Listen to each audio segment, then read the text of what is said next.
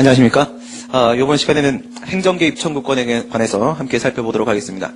우선 이제 지난 시간에 여러분들 이제 우리가 논의했던 이야기들, 공권과 반사적 이익에 대한 문제와 같은 선상에서 우리가 이야기를 하게 되는 것이기 때문에 지난 시간에 있었던 이야기를 여러분들이 다시 한번 떠올릴 필요가 있습니다. 공권이라는 건 무엇이라고 했습니까? 우리는 공법관계와 사법관계를 구별을 한다라고 했고, 공법관계에서의 권리를 우리가 공법상 권리, 공권이라고 한다고 했죠. 이 공법관계라고 했을 때 그 법률관계의 당사자는 행정주체와 행정객체로서 국가와 국민이 될 것이고, 국가에게도 공권이라는 것이 있고 국민에게도 공권이라는 것이 있고 둘 다 있다고 했습니다. 그러나 국가의 경우에 있어서는 그와 같은 권리 행사하는 것을 국가의 손과 발이 되는 행정기관이 행하기 때문에 국가적 공권은 딱히 우리가 권리라고 말하지 않고 권한이라고 이야기한다고 했습니다. 그래서 공권이라고 하게 되면 일반적으로 개인적 공권을 이야기하게 되죠. 개인적 공권을 우리가 공권이라고 합니다. 지난 시간에 제가 이거만큼은 잊지 말고 기억하자라고 했던 말이 있는데요. 기억나시나요? 바로 공법이 보호하는 개인적 이익이라는 것이죠. 공법이 보호하는 개인적 이익이 바로 공권인 것입니다. 그리고 이와 같은 공권이 성립하기 위한 요건이 무엇인지를 논의해봤었습니다. 이때 공권이 성립하기 위한 요건은 크게 두 가지로 나눠질 수 있는데, 하나는 의무부가성과 두 번째 사익보호성에 대한 문제가 있다고 했어요. 권리와 의무는 동전의 양면이기 때문에 국가에게 일정한 의무가 인정되어야지만 비로소 그에 대응돼서 국민에게도 개인적 공권이 성립될 수 있다고 했습니다. 더불어서 공권이라는 것은 공법이 보호하는 이익이기 때문에 그와 같은 실체법, 900여 개의 개별법이 개인의 이익을 보호하고 있는가 하는 문제가 발생했는데, 이게 바로 사익보호성에 대한 문제였었죠.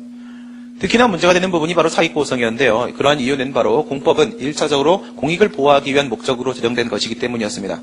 2차적으로나마 사인의 이익을, 개인의 이익을 보호하는 취지가 인정될 때만이 바로 공권이 성립될 수 있다고 했습니다.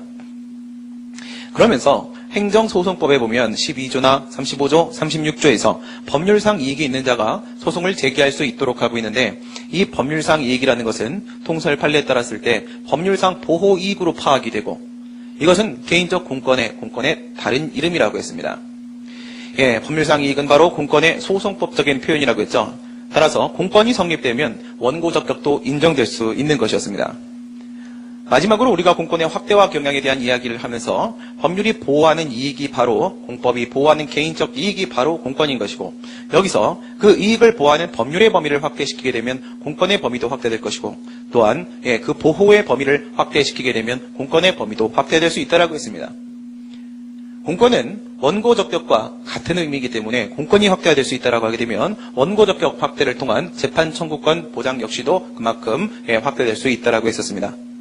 여기까지 우리가 얘기했던 걸 여러분들이 바탕으로 해서 그 다음 이야기를 넘어가 보도록 할게요. 그럼 우선 교과서에 있는 행정개입 청구권의 정의부터 보면서 도의식 체계대로 넘어가도록 합니다. 사인의 자기 이익을 위하여 행정청에 대해서 행정권 발동을 청구할 수 있는 권리가 바로 행정개입 청구권이다, 이렇게 되어 있네요. 사인이 자기 이익을 위해서 어떤 수익적 행위를 요구할 수 있는 권리가 바로 행정개입 청구권인 겁니다. 그렇다면 행정법 분쟁의 1, 2, 3, 4 유형 중에서 이 같은 행정개입 청구권에 대한 문제는 과연 몇 유형에서 논의되는 것인가 한번 생각해 보실까요? 1유형과 3유형의 경우에 있어서는 침익적 처분을 그 대상으로 다투는 것이었습니다.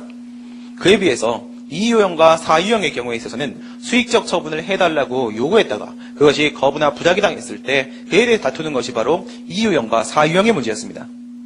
수익적 처분은 자기의 이익을 위해서 해달라고 하는 것이겠죠. 따라서 자기의 이익을 위해서 행정권 발동을 요구하는 것이라고 한다면 이에 행정개입 청구권은 바로 2유형과 4유형에 해당하는 논의라는 것을 여러분들이 어렵지 않게 파악해낼 수 있겠죠.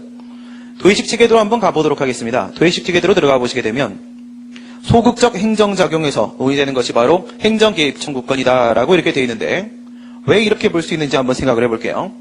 우선 소극적 행정작용이라는 것과 적극적 행정작용이라는 것을 여러분들이 나눠가지고 보셔야 됩니다. 소극적 행정작용이라는 것은 상대방의 법률관계에 변동을 발생시키지 않는 행정작용을 말하는 것입니다. 그에 비해서 적극적 행정작용은 상대방의 법률관계에 변동을 발생시키는 행정작용을 말하는 것이고요. 여기서 상대방의 법률관계, 국민의 법률관계에 변동을 발생시키지 않는다는 것은 행정청이 자신의 명시적인 의사표시로서 너의 법률관계를 수익적으로 바꿔주지 않겠어 라고 할 수도 있겠고, 상대방의 수익적 처분 신청에 대해서 아무런 응답을 하지 않음으로써 법률관계 변동을 발생시키지 않을 수도 있을 것입니다. 그렇습니다. 소극적 행정작용은 바로 거부와 부작위를 포함하는 내용이죠. 오른쪽의 상황을 보시게 되면은 행정 주체와 행정 객체 사이의 관계는 우선 그 상태를 가지고 봤을 때 먼저 1단계에서 소극적인 상태와 적극적인 상태로 나눠질 수 있습니다. 소극적인 상태라는 것은 행정 주체가 아무런 의사표시를 하지 않는 상황을 말하는 것이며 이것은 바로 부작위에 해당합니다. 적극적인 상태라는 것은 그것이 수익적인 방향이든 아니면 침익적인 방향이든지 간에 법률관계에 변동을 발생시키는 것, 이것이 바로 자비행위, 이게 바로 적극적인 상태입니다. 그 다음 이 상태를 전제로 해서 처분으로 한번 넘어가 보도록 하겠습니다. 소극적 상태에서는 어떠한 처분도 없기 때문에 2단계 논의가 나오지 않습니다. 그러나 적극적 상태는 어쨌든 어떤 자귀행위가 있죠. 처분이 존재합니다. 그런데 이 처분이 소극적 처분이냐 적극적 처분이냐에 따라서 또한 구분이 될 수 있을 텐데요. 소극적 처분이라는 것은 바로 거부 처분을 말하는 것입니다. 상대방의 법률관계 변동을 발생시키지 않겠다는 의사표시, 이게 바로 소극적 처분인 것이죠. 적극적 처분은요, 상대방의 법률관계 변동을 발생시키겠다는 명시적인 의사표시가 바로 적극적 처분인 것입니다. 그렇다면 최종적으로 파악을 해보면 부작위와 거부 그리고 침익적 처분이 존재할 수 있습니다. 상대방의 법률관계를 수익적으로 변동시키는 것도 있지 않습니까? 이렇게 말씀하실 수 있을 텐데요. 그것은 제가 지금 배제를 시켜놓고 있습니다. 물론 적극적 처분에는 적극적 처분 안에는 수익적 처분과 침익적 처분이 둘 다 포함될 수는 있습니다. 그러나 수익적 처분을 한 상황에서 그에 대해서 불복할 일은 없겠죠. 따라서 침익적 처분으로만 좁혀놓고 지금 파악을 하고 있는 것이죠. 오른쪽에 보시게 되면 위에 있는 소극적 상태로서의 부작위와 그리고 적극적 상태 중 소극적 처분으로서의 거부 처분을 포함해서 우리가 소극적 행정작용이라고 하는 것이고요. 맨 밑에 있는 적극적 상태 중에서도 적극적 처분인 침익적 처분을 우리가 적극적 행정작용이라고 지금 우리가 분류를 해놓고 있는 것입니다. 분쟁의 대상이 될 때를 우리가 전제로 하는 것이기 때문에 그런 것이고요. 위에 있는 소극적 행정작용은 수익적 행정행위를 그 대상으로 하겠죠. 영업허가와 같은 수익적 행정행위를 해달라고 요구를 했는데 거기에 대해서 거부나 부작위를 할 때 비로소 행정법에 분쟁이 발생하게 됩니다. 그리고 침익적 행정행위, 적극적 행정작용이 나왔을 때는 이에 대해서 바로 불복을 하게 되는데요. 위에 같은 경우에는 나에게 그 수익적 처분을 해주세요라고 요구를 하는 것이기 때문에 이때의 공권의 내용은 바로 이행 청구권이 됩니다. 그에 비해서 밑에 있는 침익적 행정작용, 침익적 행정처분의 경우에 있어서는 나한테 그 같은 철거 명령과 같은 침익적인 처분을 하지 말아주세요라고 주장을 하는 것이기 때문에 방어권 주장에 대한 문제로 될 것이고 이와 같은 이행 청구권을 주장하기 위한 쟁송을 우리가 요구적 쟁송이라고 하며 방어권을 주장하기 위한 쟁송을 우리가 방어적 쟁송이라고 합니다. 이런 방식으로 한번 접근을 해봤는데요. 이것은 우리가 알고 있는 행정법의 분쟁 유형으로 다시 나눠볼 수 있겠습니다. 한번 연결을 시켜보도록 하겠습니다. 요구적 쟁송은 이유형과 사유형이라고 했죠. 처음에 말씀드린 대로 이유형과 사유형은 수익적 처분을 대상으로 합니다. 요구적 쟁송은 수익적 처분에 대한 이행 청구권을 주장하는 것이죠. 결국 요구적 쟁송은 이유형과 사유형으로 나눠지는 것이고 그리고 방어적 쟁송의 경우에 있어서는 1유형과 3유형으로 이렇게 구분되게 됩니다. 행정개입 청구권이라는 것은 2유형, 4유형, 요구적 쟁송에서 논의되는 것이 바로 행정개입 청구권인 것이죠. 행정개입 청구권에 대한 문제는 정말로 많이 출제됩니다. 그런데 행정개입 청구권, 답안 쓸 때 어떻게 쓰는 것이다. 이것만 외우지 마시고 행정개입 청구권에 대한 논의의 흐름이 어떻게 나오는 것인지를 여러분들이 먼저 파악을 하시게 되면 특별히 저의 답안을 암기하지 않으셔도 충분히 스스로 답안의 논리를 구성해내실 수 있을 거라고 믿습니다. 이 유형의 경우에 있어서는 그렇습니다. 잘 알고 계시는 대로 3유형과 4유형에는 제3자효 행정행위가 개입됩니다. 그러나 1유형과 2유형에는 제3자효 행정행위가 개입되지 않죠. 그러면 요구적 쟁송에서는 제3자효 행정행위가 개입되는 것이 바로 4유형입니다. 그러면 2유형은 제3자효 행정행위가 아니기 때문에 나의 이익을 위해서 수익적 처분이죠. 나의 이익을 위해서 나에게 그와 같은 행위를 해달라고 나에게 해달라, 자신에게 해달라고 요구하게 될 것입니다. 이게 또 하나의 행정개입 청구권의 내용 중 하나인데요. 4유형의 경우에서도 마찬가지겠죠. 거기는 제3자효 행정행위가 개입됩니다. 따라서 자신의 이익을 위해서 제기하는 요구적 쟁송이 바로 4유형이라면 자신의 이익을 위해서, 자기의 이익을 위해서 제3자효 행정행위니까 누구에게? 제3자에게 그 같은 처분을 바래달라고 요구하는 것이 바로 4유형 상황이 되겠네요. 전체적인 흐름을 우리가 이제 파악을 해봤습니다. 그렇다면 이 내용을 바탕으로 해서 이제는 행정개입 청구권은 어떨 때 성립되며 또한 그 행정개입 청구권을 실현하는 방법은 과연 무엇이 있을 것인가? 이 문제를 한번 살펴보도록 하겠습니다. 아래로 내려가 보시게 되면 행정개입 청구권과 그 시연 방법, 요구적 쟁송에 관한 내용이 나오고 있네요. 제일 먼저 등장하는 게 바로 신청권입니다. 여러분들 가지고 계신 펜으로, 빨간 펜으로 한번 표시를 해보세요. 신청권, 그리고 오른쪽에 있는 이행 청구권, 그리고 우측 상단에 있는 행정 개입 청구권. 이렇게 1단계, 2단계, 3단계. 신청권, 이행 청구권, 그리고 행정 개입 청구권으로 이렇게 조금씩 강도를 높여가고 좁혀가게 되는 것입니다.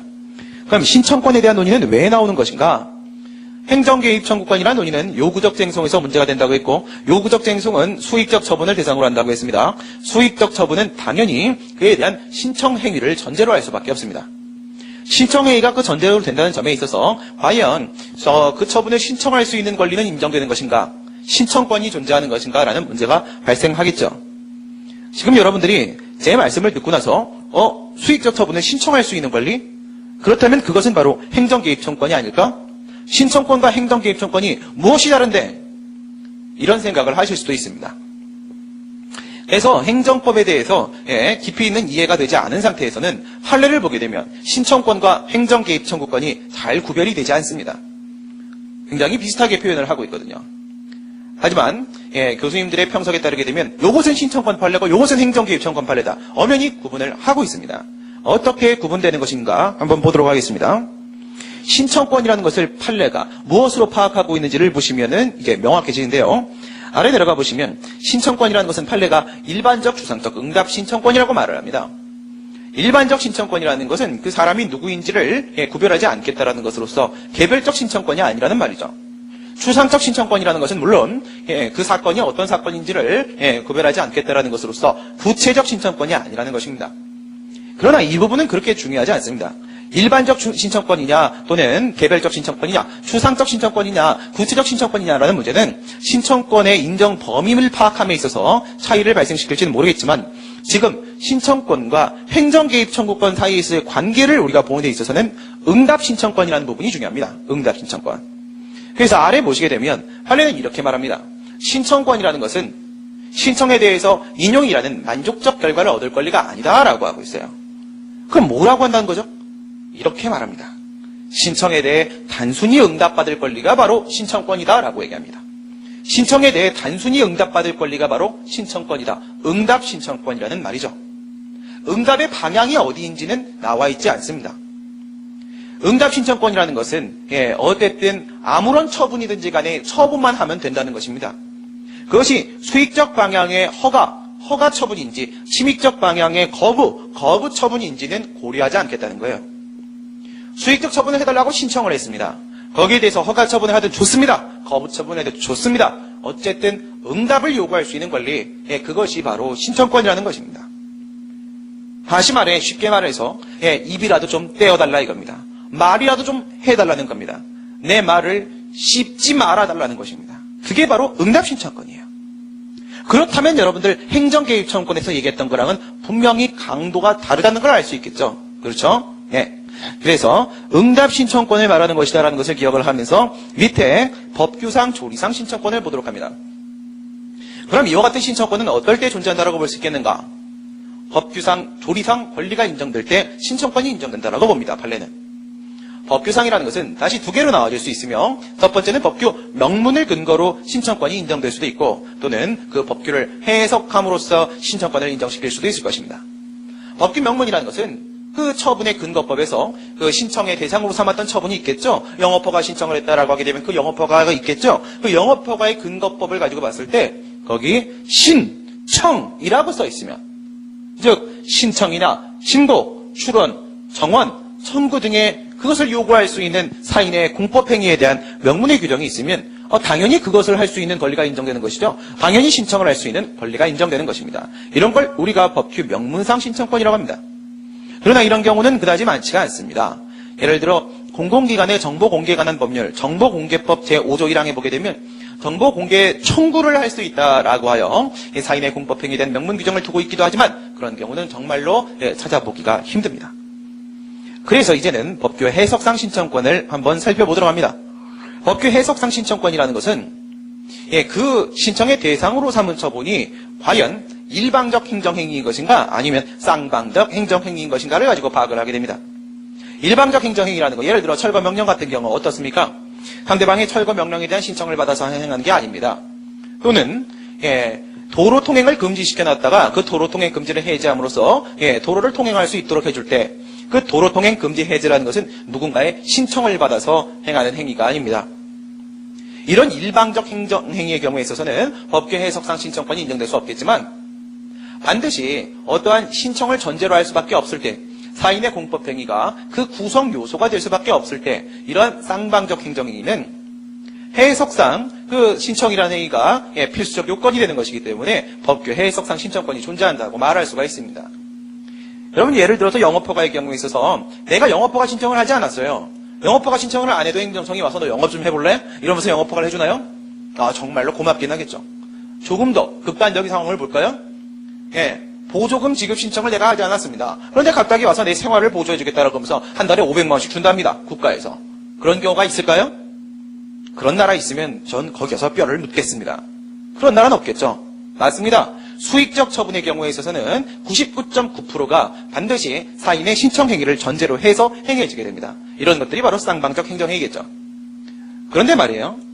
수익적인 경우라고 하더라도 그것이 법규 해석상 신청권까지도 인정되지 않는 경우들이 있어요. 예를 들어서 이런 경우 한번 볼까요? 행정계획은 어떻겠습니까? 내가 이 지역에서 장사를 좀 해서 돈을 벌고 싶습니다. 그런데 여기는 알고 보니까 전용 주거지역이에요. 전용 주거지역이라는 용도지역 내에서는 거기서 어떤 장사도 할 수가 없습니다. 근데 여긴 정말 부촌이더라 이거죠. 부촌이 보통 전용 주거지역이에요. 이 부촌에서 내가 장사를 하면 돈을 이빠시 벌 것 같아요. 그래서 이럽니다. 행정청한테. 여기를 전용 주거지역에서 상업지구 좀 바꿔주십시오. 행정계획의 변경을 신청을 합니다. 이럴 때 과연 신청권이 인정될 수 있을까요? 판례는 이렇게 말합니다. 행정계획의 경우에 있어서 지역주민 예를 들어서 50만 명, 60만 명을 대상으로 하는 행정계획을 하게 되는데 그 행정계획에 대해서 지역주민들에게 개별적으로 일일이 그 신청을 받아서 변경이나 폐지를 할 수는 없는 것이다. 그래서 지역주민이나 이해관계인들에게 일일이 신청권 인정할 수 없다라고 하여 신청권을 부정합니다. 법규 해석상 신청권이 인정되지 않는다는 겁니다. 행정계획은 쌍방적 행정행위가 아니고 일방적 행정행위라는 겁니다. 그러면 그 행정계획의 근거법, 우리가 그런 걸 보통 계획법규라고 하는데요. 계획법규에 신청이나 신고나 청원이나 청구나 이런 표현이 나올까요? 해석상으로도 인정되지 않는다면 당연히 법규 명문상 신청권도 인정될 수가 없습니다. 하지만 그렇다고 하더라도 판례가 완전히 100% 신청권을 부정하는 건 아니에요. 판례 역시도 구체적 상황을 파악을 해서 그 상대방, 그 행정계획의 변경을 신청한 상대방이 있겠죠? 그 상대방의 어떠한 신뢰를 보호할 만한 필요가 있는가? 그 친구의 어떤 법률적 지위가 지금 이 문제와 관련돼서 인정되는 것인가 등을 파악하여 예외적으로 조리상 신청권을 인정할 때도 있습니다. 그게 바로 맨 밑에 있는 조리상 신청권입니다. 가장 핵심적으로는 조리법상 상대방의 신뢰 보호의 필요, 이 부분에 근거해서 신청권을 인정하는 판례들이 이제 하나씩 등장을 하기 시작을 했고요. 1번에 있는 공권의 성립에 대한 문제는 우리 위에 있는 그림을 다 설명드리고 나서 마지막으로 한번 제가 말씀을 드려보도록 하겠습니다. 지금은 말씀드려도 이해하기가 좀 힘들 수 있습니다. 좋습니다. 신청권에 대한 이야기를 해봤습니다. 신청권이라는 것은 무엇이고 어떨 때 신청권이 존재한다고 볼 수 있겠는가? 신청권이 뭐라고 했죠? 응답 신청권이라고 했죠? 그러면 지금은 요구적 대행성에 대한 문제이기 때문에 내가 원하는 방향으로 응답을 요구해야겠네요. 응답을 요구할 수 있는 권리까지는 인정이 된다고 한번 보겠습니다. 신청권 동그라미, 응답을 요구할 수 있는 권리까지는 인정이 된다고 한번 보겠습니다. 그런데 내가 원하는 응답을 요구할 수 있는 권리가 인정되는지에 대한 문제로 먼저 2단계로 넘어가 봅니다. 우리 지난 시간에 얘기했던 공권과 반사적이 그 공권의 문제에서 이 요구적 쟁송에 해당하는 공권을 뭐라고 부른다고 했습니까? 맨 위에서 이행청구권이라고 한다고 했죠. 그래서 지금은 모든 공권에 대한 문제로 보진 않고 요구적 쟁송을 전제로 하고 있으니까 이행청구권의 문제로 한번 접근해 보겠습니다. 그렇다면 밑에 공권의 성립 여부와 관련된 판단에 있어서 지난 시간에 봤던 공권의 성립 요건과 지금의 이행청구권의 성립 요건은 다를까요?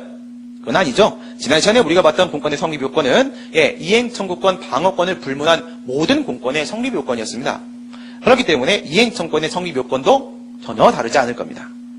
아래를 보시게 되면 공권이라는 거 지금은 이행 청구권이라는 내용을 가지고 보고 있긴 하지만 공권은 공법이 보호하는 개인적 이익이고 그 소송법상의 표현이 바로 법률상 이익이며 그 성립 요건은 의무부가성과 사익보호성 두 가지를 요구하고 있고 의무부가성의 부분에 있어서는 위에서도 좀 더 중점적으로 다뤄질 텐데 여기는 뭐 기속행위든 재량행위든 불문하고 어쨌든 국가에게는 일정한 국가적 의무가 인정되기 때문에 특별히 문제가 되지 않는다고 했고 밑에 사익보호성에 있어서 법률상 이익의 다른 이름이라고 했기 때문에 법률의 범위를 확대를 시키게 되면 그리고 보호의 범위를 확대를 시키게 되면 그 공권의 범위가 확대될 수 있다 이렇게 되어 있습니다.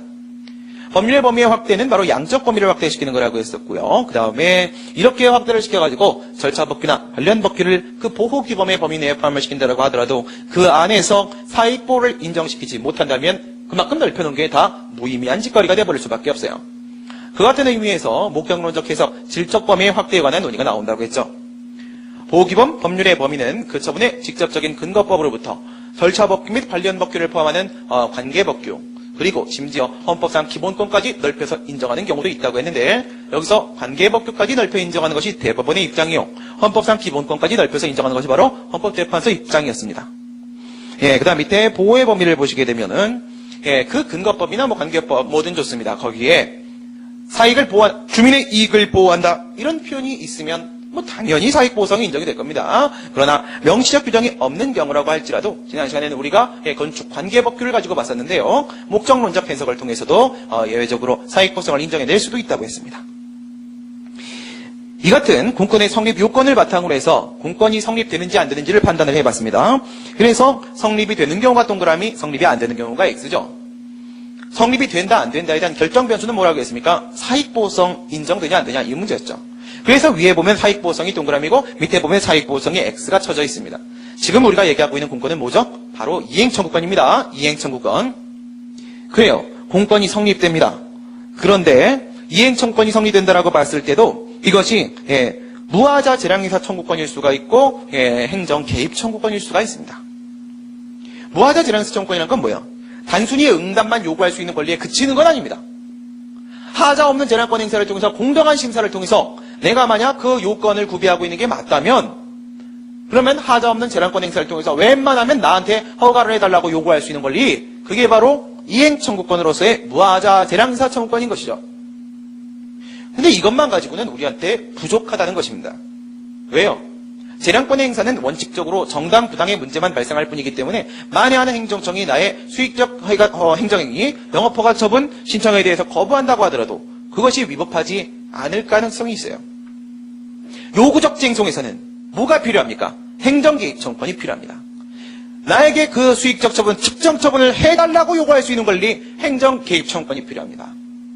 행정개입청구권이 인정되면 요구적 쟁송은 백전불태가 아니라 필승입니다. 백전불태는 지피지기면 백전불태 이런 말이 있죠. 지피지기면 적을 알고 나를 알면 지피 너를 알고 나를 알면 너는 맨날 적이야. 그렇죠? 적을 알고 나를 알면 백전불태 위태로울 태자입니다. 100번을 싸워도 위태롭겠다. 위태롭지 않은 걸로 안 됩니다. 이겨야죠. 행정개입청구권이 인정되면 요구적 쟁송 밑에 있는 실현 방법들이에요. 이 실현 방법들 이걸 제기했을 때 백전백승입니다. 행정개입청구권이 인정되느냐 안 되느냐에 대한 판단이 그만큼 중요하다는 것이죠. 그런데 가만히 생각을 해보시기 바랍니다. 사익보호성이 인정되기 때문에 그래서 공권, 이행청구권이 성립된다고 하고 올라왔어요. 사익보호성은 인정된다 안 된다 문제밖에 없어요. 그러나 의무부과에 대한 문제는 어떻습니까? 의무부과에 대한 문제는 항상 인정이 되지만 말입니다. 그렇죠? 이렇게 한번 볼까요? 의무부과성과 그 다음에 사익보호성과 이렇게 나눠가지고 한번 생각을 해보시게 되면 사익보호성은 이게 인정이 된다 안 된다 여기서 문제가 됩니다. 의무부과성은요 무조건 인정됩니다. 그죠?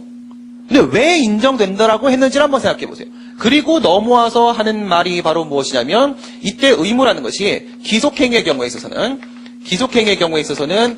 실체법적인 공의무가 인정되고 국가에게 실체법적 공의무가 국가적 공의무가 이걸로 인정되고 그 다음에 재량행위의 경우에 있어서는 무하자 재량행사 의무만 인정된다라고 했잖아요.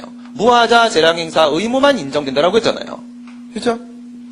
그래서 공권이 성립되느냐 안 되느냐 이 부분에서 공권이 성립되느냐 안 되느냐 이 부분에서는 1단계 논의 공권이 성립되느냐 안 되느냐 공권이 성립되느냐 안 되느냐 1단계 논의에서는 뭐가 중요합니까? 사익보성이 인정되냐 안 되냐 이게 중요하죠. 왜? 이건 무조건 인정이 되니까요. 바로 그 얘기였습니다. 공권이 성립된다 안 된다에 대한 결과가 달라지는 상황이. 근데 공권 성립을 동그라미를 치고 그럼 어디로 온 겁니까? 여길로 온 거죠. 그렇죠? 여길로 와서 이렇게 올라간 거예요. 공권이 성립된다.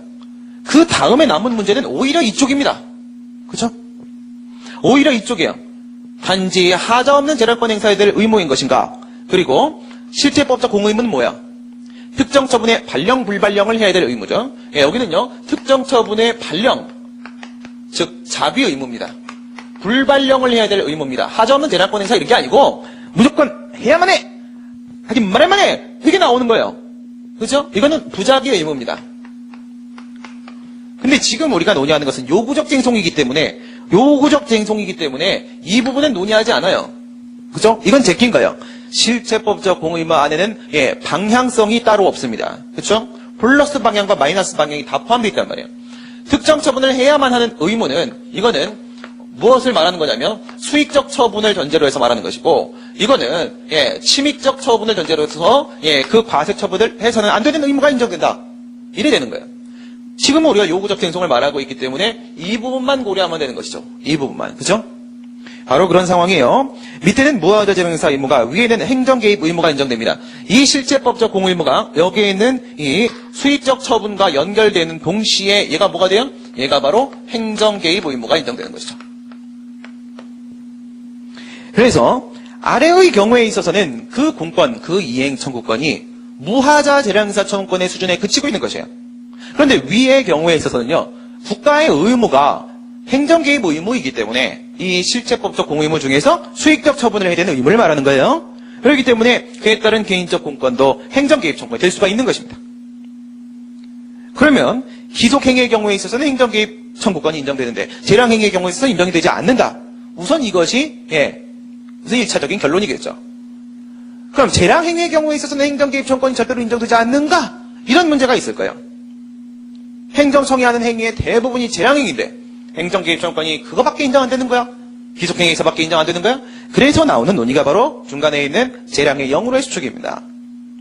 재량행위가 만약에 기속행위로 전환될 수 있다면 재량의 영으로 수축돼서 그 신청의 대상이 되는 처분이 법률적으로는 분명히 재량행위지만 이 구체적인 사안의 범위 내에서 기속행위로 파악될 수 있다면 그때의 국가의 의무는 더 이상 무하자 재량행사 의무가 아니고 이때 행정개입 의무라고 말할 수 있을 것이며 이때 개인의 공권은 더 이상 무하자 재량행사 청권이 아니고 행정개입 청권이라고 말할 수가 있겠죠. 그래서 재량의 영으로의 수축에 대한 논의가 나오게 돼요.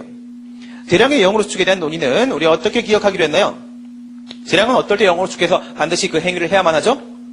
우리는 불쌍한 사람을 만났을 때 그 불쌍한 사람을 꼭 도와줘야 됩니다. 그렇지 않으면 인간도 아니잖아요. 그렇죠? 그래서 불쌍한 사람들은 전 세계적으로 우리는 뭐예요? 이제는 이 국제사회, 세계사회는 우리는 한 가족이니까. 그렇죠? 한 가족이죠? 한 가족이라고 했습니다. TV에서, 공영방송에서, KBS가. 그러면 이제 한 가족이에요? 그러면 이제 한 가족이면은 인류 공동체에 가장 힘들게 사는 친구들은 어디 사는 친구들이에요?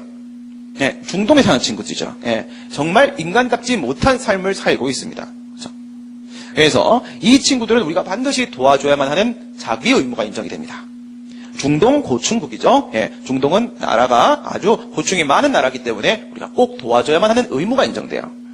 중은 국민의 생명, 신체, 재산 등 중대한 법익에 대한 구체적 위해가 인정돼야 되고 중대한 법익.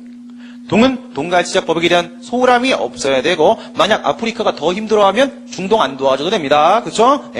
동가지적 법익에 대한 소홀함이 없어야 되고 고는 손해 발생의 고도의 개연성이 인정되어야 되고 내버려두면 중동 애들이 다 죽을지도 모르는 고도의 개연성이 인정되어야 됩니다. 혼자 먹고 살 수 있을 땐 상관없어요. 충은 뭐예요? 자구책이 없어야 됩니다. 걔네들끼리 알아서 잘 먹고 잘 살 때는 알아서 살아라 이렇게 하는 게 맞습니다. 보충성 원칙입니다.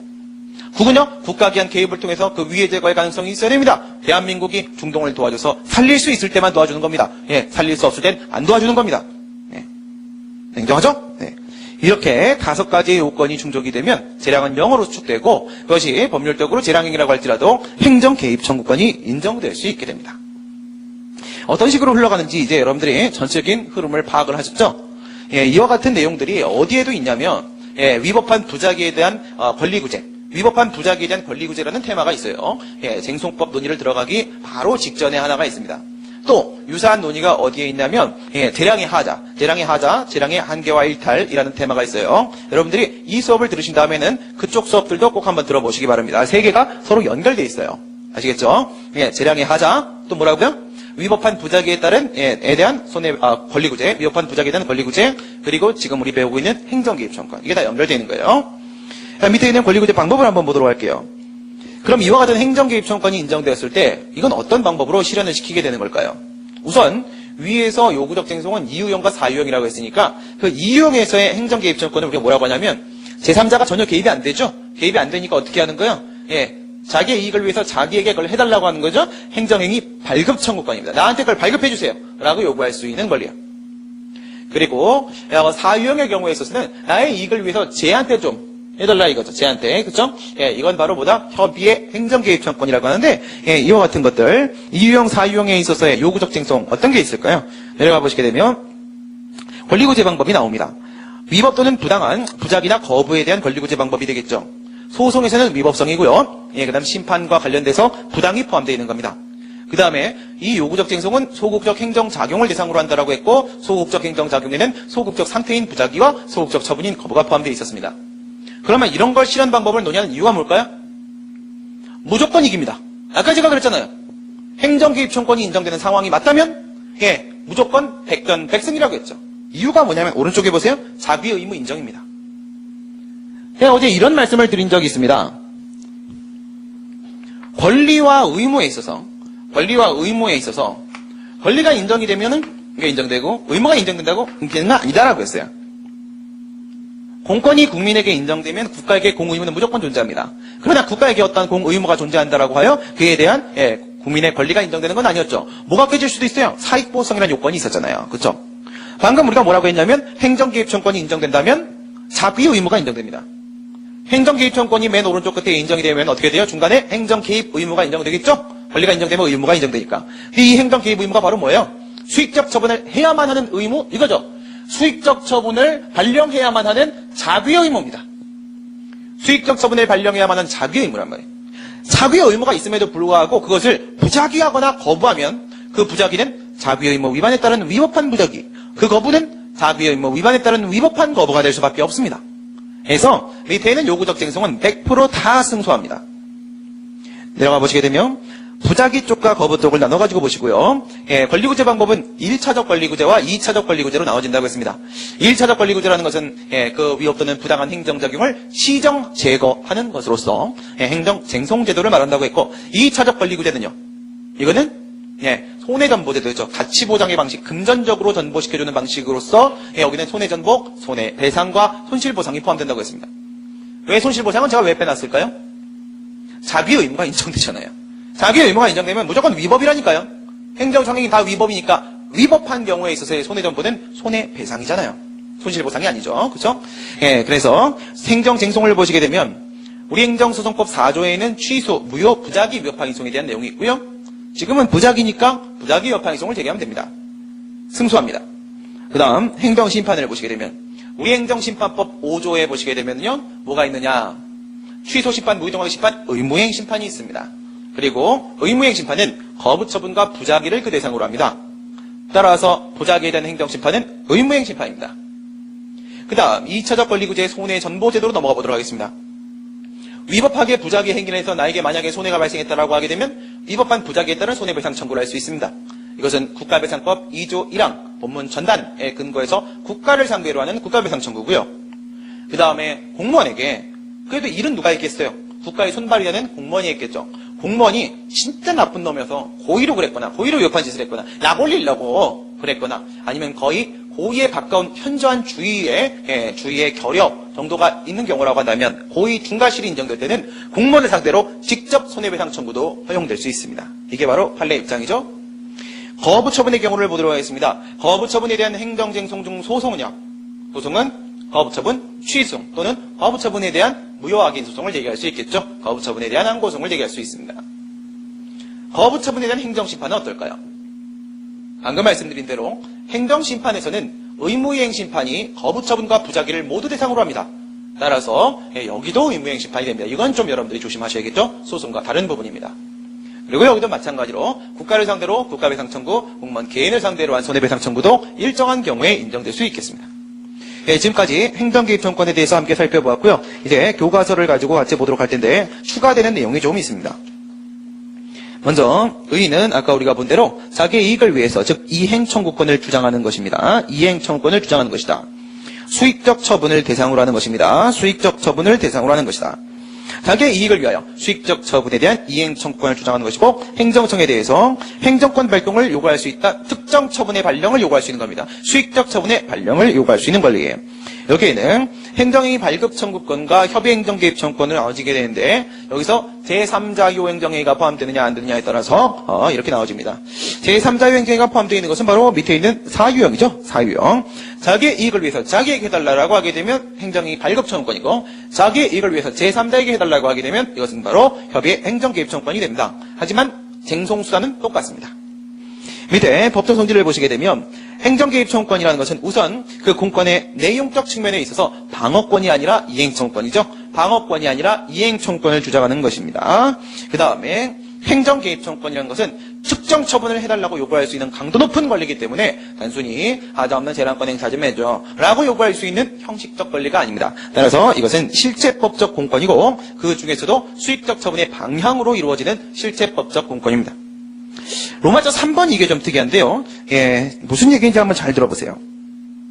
행정개입 청구권이라는 것을 지금 우리가 어떨 때 성립되는가 논의하는 것은요, 행정개입 청구권이라는 법리가 있다는 전제하에서 얘기한 거죠. 지금 이 로마서 3번은 뭐냐면 행정개입 청구권이라는 법리를 논할 만한 가치가 있는가 이거예요. 논할 만한 실익이 있는가. 행정개입 청구권이라는 개념 자체를 부정하다라는 그런 견해가 있습니다. 아래로 내려가 보시게 되면 부정설은 이렇게 얘기합니다. 행정권 발동 여부는 행정청의 재량이다. 따라서 이것은 반사적 이익에 불과한 것인 바, 행정개입 청구권에 대한 논의는 따로 필요가 없다. 그래, 부작이나 거부에 대해서 행정개입 청구권 문제를 삼고 있긴 한데, 그 뭐가 중요하냐? 부작이면 부작 협상의 소송, 거부면 거부처분한 고소 제기하면 권리구제 되는 거 아니냐? 이거 뭐하러 이런 얘기를 하냐 지금? 그리고 의무이행 소송을 인정하지 않지 않는가? 이런 얘기를 하는데요. 이게 무슨 말이냐 도대체? 왜 이렇게 추상적이냐? 이런 생각을 하실 수도 있는데 뭐 그렇게 복잡한 얘기는 아니에요. 첫 번째 동그라미 1번에서 얘가 하는 말은 뭐예요? 재량행위에서는 이런 얘기를 하는 겁니다.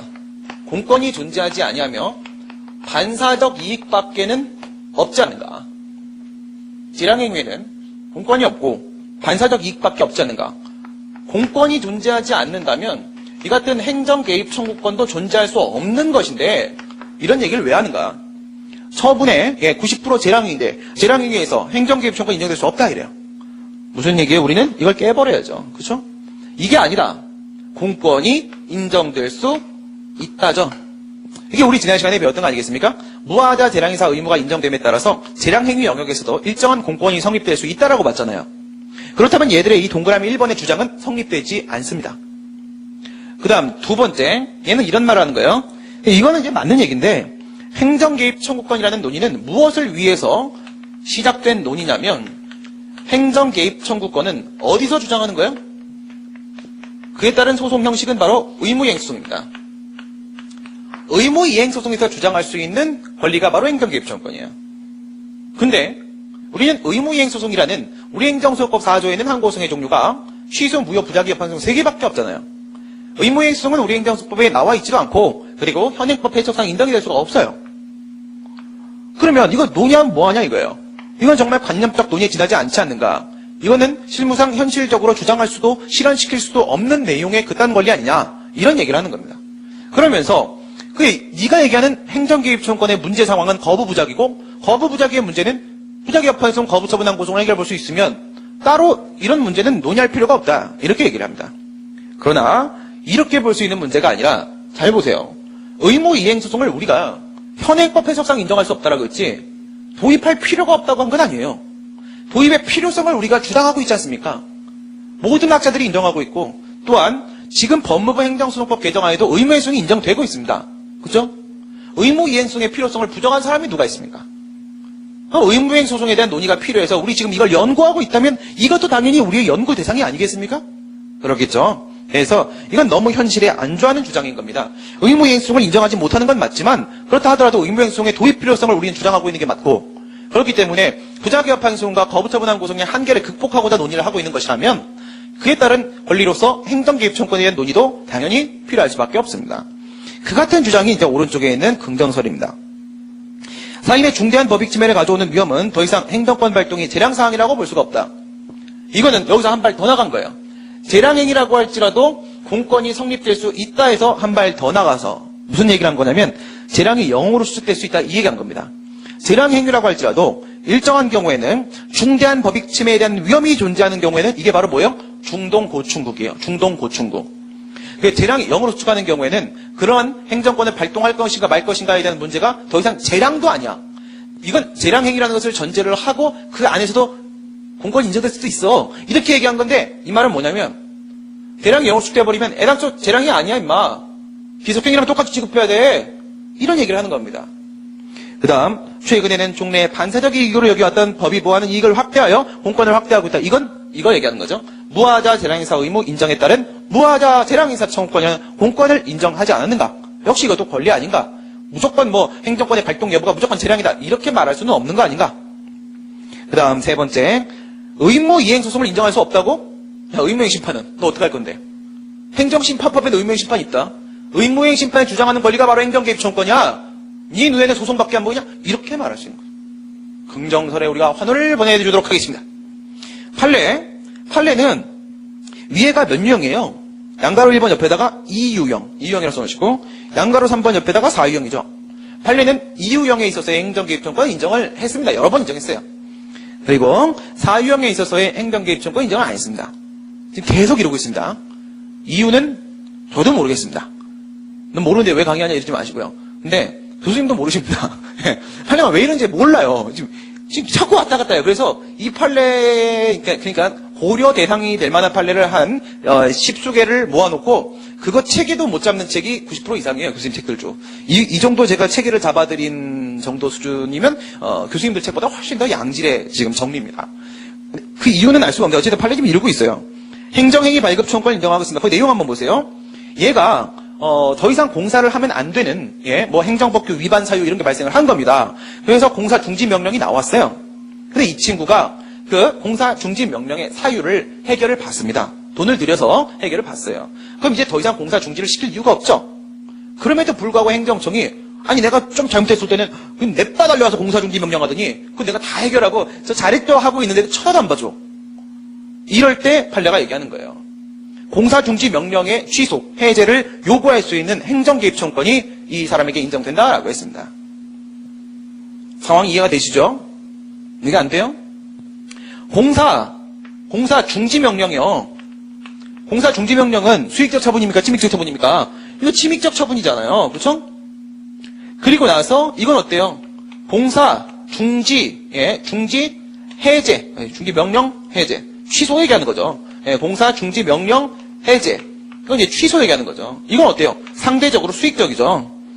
이 수익적인 처분을 요구할 수 있는 권리가 있다라고 말한 거니까 행정개입청구권이 인정된다라고 말한 게 맞는 거죠. 그렇죠?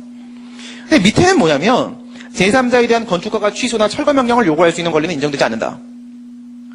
이건 뭐겠습니까? 그러니까 이런 상황인 거예요. 이 지역이 어떤 지역이냐면 이 지역이 다 이런 건물만 있는 지역이에요. 난쟁이죠. 그러니까 난쟁이들만 사는 지역입니다. 난쟁이가 무슨 뜻이냐면 2층 건물이에요. 2층 건물만 지을 수 있도록 되어 있는 지역입니다. 근데 여기서 갑이라는 친구가 말이죠. 허위로 허가 신청서를 작성을 해갖고 3층짜리 건물 건축 허가를 받았어요. 그럼 얘가 들어오면 어떻게 될까요? 여기 이렇게 들어오겠죠. 키다리가 돌아, 키다리. 3층짜리 키다리가 들어옵니다. 근데 참으로도 웃긴 게, 해가 여기 있는 거예요, 해가. 해 갔죠? 빛나죠? 해가 여기 있는데, 얘가 이렇게 해서, 여기 막혀요. 막히면 어떻게 돼? 막히면, 여기는 어떻게 되겠습니까? 여기는, 어둠이 내려요, 어둠이. 그래서, 24시간이 야간이에요. 이렇게 되는 상황이에요. 그러면 뭐가 발생해요? 얘들의 햇빛 좀 받고 살자. 방합성이 필요하다. 1조건 침해에 대한 문제가 발생을 하게 됩니다. 1조건 침해. 그쵸? 여기 살고 있는 아이들은 여기 사는 갑, 여기 사는 을, 여기 사는 병, 얘네들이 다 햇빛을 못 받아서 다크가 100까지 내려와요. 그래서 이제 얘가 뭘 하는 거냐면 얘한테 했던 건축허가, 얘한테 건축허가 처분이 나왔죠? 얘가 이렇게 신청하는 거예요. 행정청한테 이 건축허가에 대한 무엇을 해달라?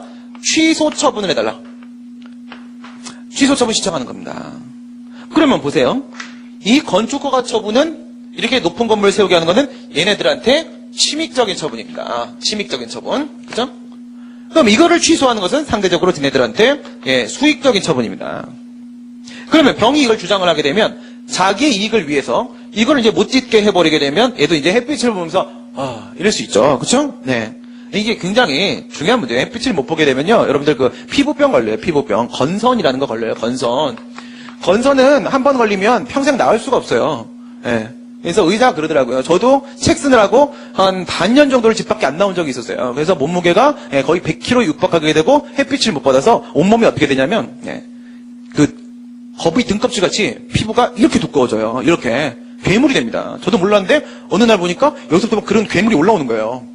근데 인류 역사상 그것이 완치가 된 사람이 당신이 처음입니다라고 하더라고요. 그래서 제가 저는 이제 하늘이 내린 인물이어서 그런 것 같습니다. 이렇게 얘기를 하고 끝났는데 건상 걸려요. 햇빛 못 받으면. 그죠? 그래갖고 얘한테 수익적이죠. 그럼 무슨 뜻이야? 얘가 자기의 이익을 위하여, 그렇죠? 자기의 이익을 위하여 하게 되면은 분명히 행정개입청구는 맞아요. 누구한테 하라는 거야? 나한테 취소 처분해달라는 거요? 제3자한테 취소 처분해달라는 거야.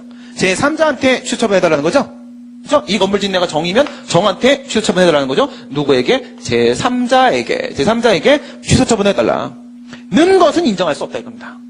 이건 인정할 수 없다. 네, 여기서 여러분들한테 제가 아주 명확한 해석을 하나 드릴게요. 여기서 행정개입청권이 사유형 행정개입청권이 인정될 수 없다고 보는 판례의 이유는 뭐냐면요. 아까 여러분 도의식 체계도 보시면 어떻게 되어 있습니까? 신청권이 인정이 안 되면 공권도 인정이 될 수 없고 공권이 인정될 수 없으면 행정개입청권도 인정될 수 없다. 이렇게 되어 있죠. 그렇죠? 그렇잖아요. 그렇죠? 그렇다고 해주세요. 촬영하고 있다고요? 네, 그래도 대답을 해주세요. 그 소리를 질러주세요. 여기서 어떻게 해요? 신청권입니다. 신청권. 그죠? 신청권. 신청권이 어떻게 된다? 인정이 될 수 있다, 없다. 이렇게 되죠. 그 다음에 여기서 다시 공권입니다. 공권. 그죠? 공권은 무조건 인정 안 되고, 여기서는요, 공권이 인정이 될 수 있다, 없다. 이렇게 되죠. 그죠? 그 다음에 이제 행정개입청구권입니다. 행정개입청구권. 행정개입청구권입니다. 요건 인정 무조건 안 되고, 그 다음에 여기서도요, 여기는 인정이 안 되고, 여기 인정이 안 되고, 행정개입청구권이 여기서 다시 인정이 될 수 있다, 없다. 이렇게 들어오는 거죠. 그러면 이제 살아남는 거는요. 살아남는 거는 어떻게 돼요? 이렇게 살아남는 거잖아요. 그죠? 그러면 어떻게 돼? 여기서 신청권이 깨지면 행정개입청구권은 무조건 깨지죠. 이렇게 되는 거야. 그죠? 지금 여기서 판례가 한 말은 뭐냐면 병은 정에 대해서 취소 처분을 신청할 수 있는 권리가 없기 때문에 공권도 행정개입청권도 인정될 수 없다. 이렇게 판시했던 부분이에요. 그러니까 아까 그 도의식 체계도가 정말 체계적인 거죠. 그 다음에 공권의 성립 요건에 그 다음에 검토 보시게 되면 사인의 중대한 법익 침해 위험 상황의 경우에 있어서는 피해 구제를 위해서 반드시 경찰권, 행정권을 발동해야 된다. 재량이 영어로 축되는 경우도 있다 이거죠.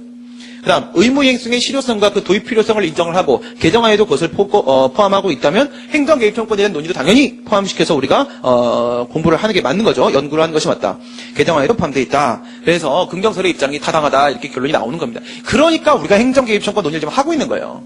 긍정설이 다수설이고 행정개입청구권에 대한 논의는 지금부터 우리가 연구를 하고 문제로 내고 여러분들이 답변하고 이렇게 할 만한 가치가 있는 이론이다 이겁니다. 그 다음 밑에 공권의 성립요건 보시게 되면 요건 뭐 우리 지난 시간에 다 봤던 거죠. 공법관계에서의 권리는 공권, 자기의 이익을 주장할 수 있는 법률상 힘이 권리, 합치면 공권. 행정개입청구권은 공권의 한 종류임, 맞죠? 공권은 이행청구권과 방어권, 그 다음에 무하자재량청구권과 실체법적공권 이렇게 있는데 어떤 식으로 되는 거예요? 공권 이렇게 되는 거죠. 이 그림으로 여러분들이 파악하시면 돼요.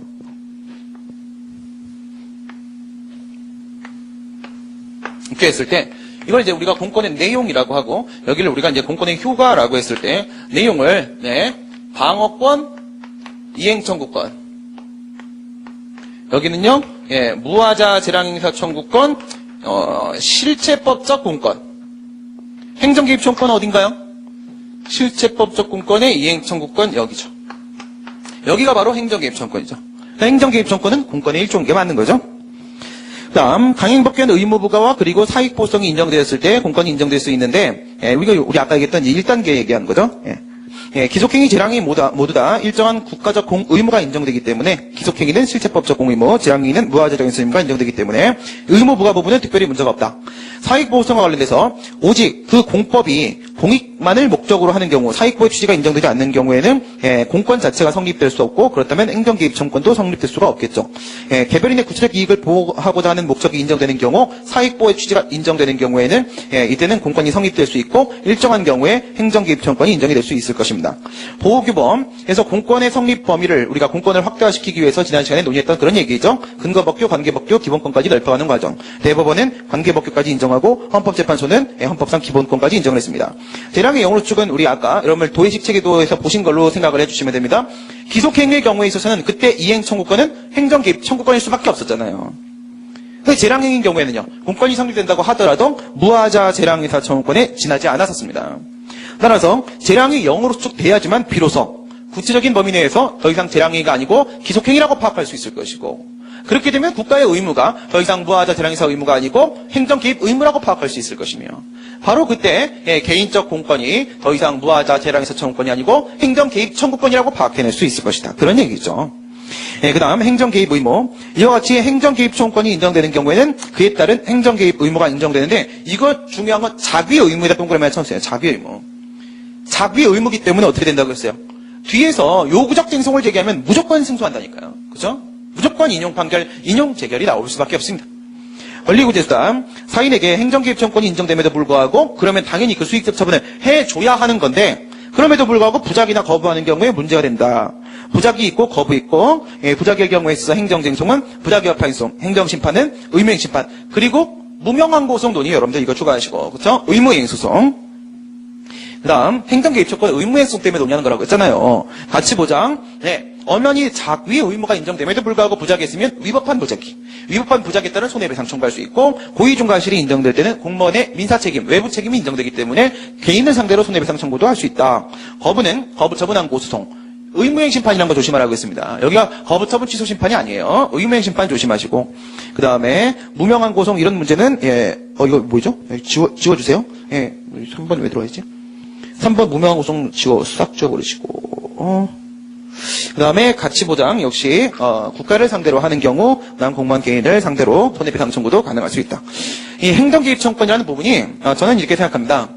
굉장히 여러분들 손에 잘 안 잡히는 문제일 수 있습니다. 굉장히 추상적이고 뜬구름 잡기 놀이같이 느껴질 수 있어요. 근데 이게 뜬구름 잡는 게 아니구나 라는 생각이 들 때쯤이면 이미 여러분들은 합격이 되어 계실 겁니다. 그리고 이제 여러분들이 수험적으로 공부를 하고 계신 것이기 때문에 특히나 문제가 됐던 로마자 3번의 인정 여부 논의는 여러분 답안에 포함을 안 시킨다고 하더라도 특별히 큰 감점 연결되지 않으니까 너무 걱정하실 필요는 없겠고요. 그래서 결론은 이렇습니다. 결론은 어떻게 가느냐면 도의식 체계도에서 신청권부터 행정개입 청구까지 연결되는 과정 있죠. 이 과정만 여러분들이 좀 파악을 해주세요. 이 과정만 좀 기억을 해주시고요. 그 다음에 권리구제 수단 중에서 부작위 쪽과 거부 쪽이 있는데요. 이 부작위 쪽, 거부 쪽을 간단하게 파악을 하신 뒤 부작위 쪽과 관련돼서는 위법한 부작위에 대한 권리구제 수단 테마를 그 테마를 다시 한번 확인해 주세요. 거기 가면 더 자세하게 부작위에 대한 권리구제 방법을 논의를 하고 있으니까 거기까지 여러분들이 파악을 해주시면 됩니다. 큰 흐름 그리고 여기에 있는 권리구제 수단 이것을 위법한 부작위에 대한 권리구제 이 테마와 연결시키기 여기까지만 해주시면 여러분들은 이번 테마 공부한 것에 대한 충분한 의미가 있었다. 저는 이렇게 볼 수 있을 것 같습니다. 지금까지 행정개입 청구권에 대해서 함께 살펴봤습니다. 수고들 많이 했습니다. 수고하셨습니다.